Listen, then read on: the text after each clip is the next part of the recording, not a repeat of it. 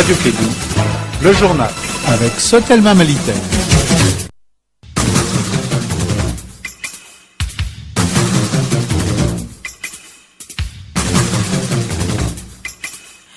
Nous sommes mardi 16 septembre 2014. Au sommet de l'actualité, visite ce matin de la première dame du Mali dans les locaux de l'Union de l'Institut national des jeunes aveugles du Mali à Bamako. Madame Keïta Aminata Maïga était venue s'enquérir des conditions de vie de ses enfants.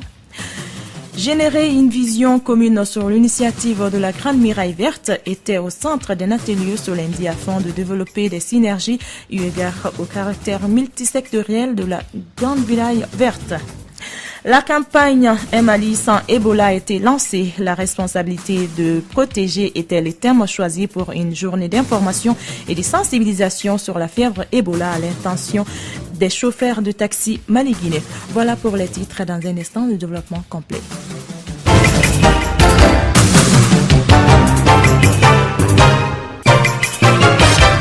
Une fois de plus, bonjour à toutes et à tous. Au microphone Kani Keita, la technique est assurée par Cheikh Kone. La moisson du Mali en Chine détaillée par le gouvernement. Les ministres en charge de la promotion des investissements et de la communication étaient devant la presse hier à la cité administrative de Bamako. Moustapha Ben Barka et Mahamoudou Kamara sont largement revenus sur les promesses de dons et d'appui financier de la Chine à l'endroit du Mali. Mahamadou Kane. Invité d'honneur au Forum économique mondial de Tianjin, le Mali s'est taillé la part du lion en Chine avec la valise pleine de promesses de dons sans condition et de prêts sans intérêt qui s'élèvent à 26 milliards de francs CFA. Moustapha Ben Barka, ministre de la promotion des investissements et de l'initiative privée. C'est vrai qu'il y a énormément d'engagement suite à cette mission-là et qu'il nous maintenant à nous, en tant que gouvernement, sous bien entendu l'impulsion du Premier ministre, de suivre la mise en œuvre de ces engagements-là. Des projets qui ont pour nom réhabilitation de la ligne ferroviaire Bamako-Dakar, construction d'une nouvelle ligne ferroviaire Bamako-Conakry, extension d'adduction d'eau à Sikasso, Ségou, San et Koutiala, réalisation de nouvelles centrales électriques, construction d'un 4e pont à Bamako ou encore construction de 24 000 logements sociaux. Mahamadou Kamara, ministre malien de la communication. Cette mission symbolise aussi le raffermissement de l'amitié sino-malienne.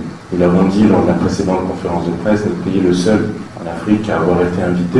Nous avons eu l'honneur d'être reçus par les plus hauts dirigeants chinois et cela témoigne de l'intérêt réel que ce pays nous porte. Selon Moustapha Ben Barka, ministre en charge de la promotion des investissements au Mali, les projets dont la durée d'exécution varie entre 2 et 4 ans vont démarrer très bientôt. Merci Mohamedou Kane. La première édition du Forum international de la jeunesse a débuté ce mardi 16 septembre au Centre international de conférence de Bamako. Il avait comme thème paix et sécurité du Sahel. Cette rencontre a rassemblé près de 300 jeunes au leadership. L'ouverture a été marquée par la présence de son Excellence Ibrahim Boubacar Keïta, les membres du gouvernement, les présidents du CNJ des différents pays de l'Afrique de l'Ouest et quelques institutions diplomatiques. Le forum prendra fin jusqu'au 18 septembre. Le chef du théâtre d'opération Maliba, le colonel-major Younoussa Barazi Maïga, a visité le week-end dernier les unités de soutien de l'armée ainsi que les JTA 8 et 9 à Gao. Au cours de cette visite, le commandant du théâtre Maliba a insisté sur les principes militaires, la défense de la nation, le respect des conventions et les droits humains en période de conflit, mais surtout la sécurité pour les personnes et leurs biens. Il a surtout demandé aux militaires maliens de veille pour la protection et la sécurité dans les localités dont ils ont la charge. Le point avec Kassim Traoré.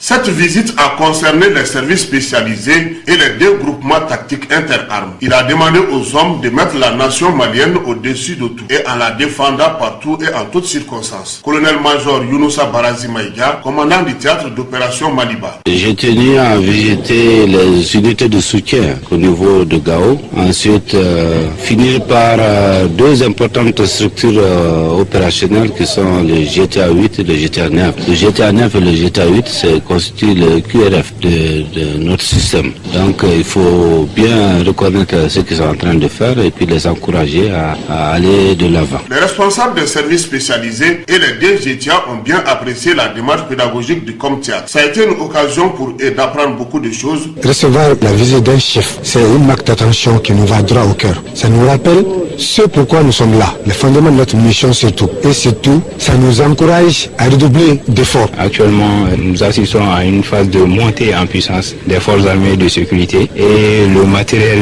n'est vraiment pas en marche. Donc cette visite ne fait que renforcer et donner beaucoup plus d'éclat à ce que nous, on était en train de faire ici. On est tous sur le terrain. Si on reçoit ce qu'on appelle la visite de nos chefs, ça nous réconforte et ça réconforte les hommes. Le commandant du théâtre d'opération Maliba compte entreprendre d'autres missions de ce genre pour s'enquérir des conditions de vie et de travail des militaires maliens sur le terrain. Merci Kassim Traoré. Je vous le disais dans les titres, visite ce matin de la première dame du Mali dans les locaux de l'Union des jeunes aveugles à Bamako. C'est avec le bras chargé des cadeaux que Mme Keita Aminata Maïga est venue s'enquérir des conditions de vie des aveugles du Mali. Compte rendu du Korochek Traoré.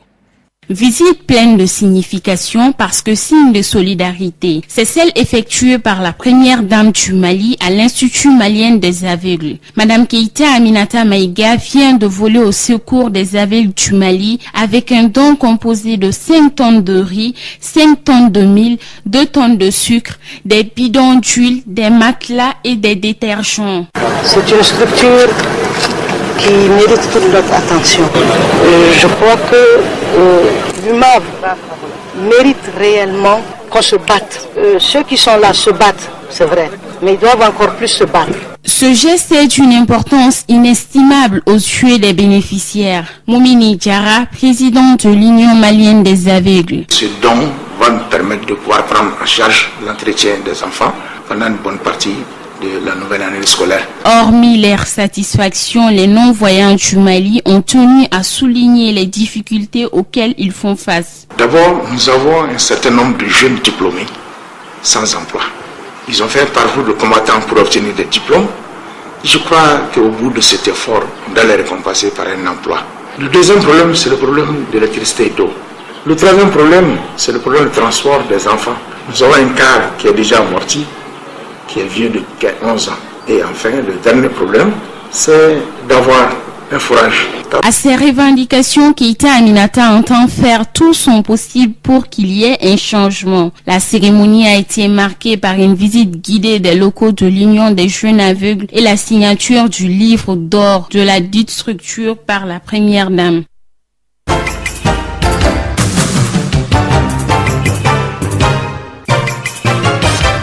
Parlons à présent de notre environnement. Un atelier de restitution et d'échange sur la Grande Muraille Verte au Mali a réuni ce lundi une quarantaine d'acteurs à la Direction nationale des eaux et forêts, SIS à Tabakoro. L'objectif de cette rencontre était de générer une vision commune sur l'initiative de la GMV au Mali, susciter la création d'une alliance autour du ministère de l'Environnement, de l'eau et de l'assainissement afin de développer des synergies eu égard au caractère multisectoriel de la GMV. Pour plus de précision, écoutons Kouloutan Koulibaly, point focal de la Grande Muraille Verte au Mali. La Grande Muraille Verte, elle est d'abord multisectorielle parce que c'est une intervention au niveau de la zone aride du Mali. Donc vous avez en priorité les activités pastorales. Il s'agit de développer les pâturages pour que l'élevage puisse évoluer. Il s'agit de créer des points d'eau pour les populations parce que c'est la contrainte majeure au Sahel. Il s'agit de planter aussi et reverdir le Sahel. Donc à travers toute cette bande sahélienne, il s'agit de planter et de développer des activités qui vont générer des revenus aux populations pour qu'elles puissent se stabiliser et éviter ce qu'on appelle l'exode écologique. La rencontre ce matin vise justement à valider une étude qu'un partenaire nous a aidé à élaborer, c'est-à-dire l'état de la situation de référence, c'est-à-dire faire l'état des lieux. Donc cette étude a été réalisée l'année dernière, en 2013, maintenant il s'agit de la valider et en même temps profiter de cette validation pour aborder deux aspects importants, c'est-à-dire initier une coalition avec les communicateurs pour former une coalition autour du ministère de l'Environnement. Parce que la Grande Muraille, c'est pas seulement le ministère de de l'environnement, c'est tous les secteurs qui sont concernés. Comment créer une coalition autour du ministère de l'Environnement? Et en même temps, comment créer des synergies pour développer des projets avec les pays voisins, des projets qu'on appelle les projets transfrontaliers. Donc nous avons invité les 4 pays voisins, Sénégal, Mauritanie, Niger et Burkina. C'est pour créer des synergies, concevoir des projets transfrontaliers pour la mise en œuvre de la Grande Muraille Verte. C'était là, M. Koulontan Koulibaly, le point focal de la Grande Muraille Verte au Mali. Parlons toujours de notre cadre de vie. Les travaux du curage sont en cours actuellement à Bamako. Ces travaux prennent du temps et la population commence à en avoir marre. Car, d'après les constats, une fois terminés avec ces travaux, les débris ne sont pas ramassés. Cette situation préoccupe les citoyens. Notre reporter Assetou Kanté a tendu son micro à quelques Bamakois. Regarde, à cause de ce fossé-là, on ne gagne même plus nos frais de condiment encore. Tous les boutiques qui sont à la porte ici, tout est garé. On n'a plus de clients. On est vraiment dans tous les problèmes ici. Nos motos, nos voitures, rien ne peut rentrer encore. Ça fait plus d'1 mois comme ça même. Ça nous cause beaucoup de problèmes parce qu'il y a des travailleurs là-bas, ça fait beaucoup longtemps. Ils ont creusé, donc ça prend beaucoup de temps. Il y a trop de poussière au bord du goudron. On n'arrive même pas à respirer. Tout le monde est contaminé du rhume. S'ils disent qu'ils veulent embellir la ville, qu'ils le fassent sans causer de tort à la population. Ils ont creusé en premier temps sans ramasser les débris qui sont restés. On a ces débris-là devant nos portes et nos clients n'ont même plus accès à nos boutiques. Maintenant, ils viennent faire le curage des caniveaux. Vraiment, on souffre beaucoup et ces curages ne finissent pas partout. À Bamako, tout le monde souffre de ce problème.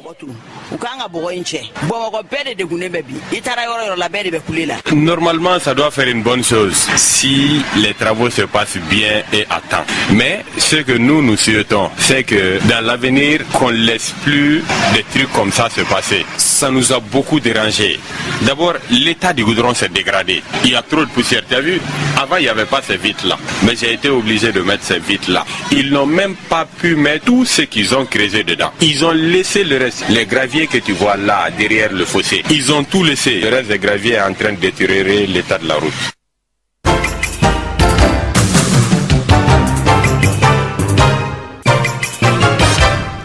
À présent, parlons de sport. Championnat national de Ligue 1. Le match en retard de la 29e journée a vu l'AS Real s'imposer 3-0 au CSD.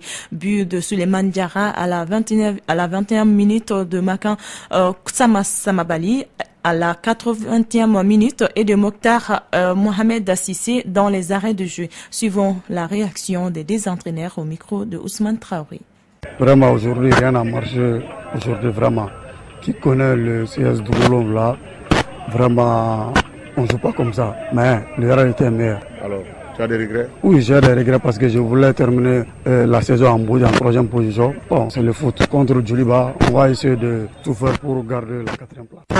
Je suis vraiment content parce que je pense qu'après notre objectif, maintenant c'était de tout faire quand même pour être les 3e du championnat, disons. Je pense que les gosses ils ont compris et on gagne 2 matchs successifs. Et il y avait du Lola qui était juste derrière nous, qu'il fallait battre. Et on savait que ça n'allait pas être un match facile. Je pense qu'ils ont tout donné, ils ont tout fait pour qu'on gagne ce match-là.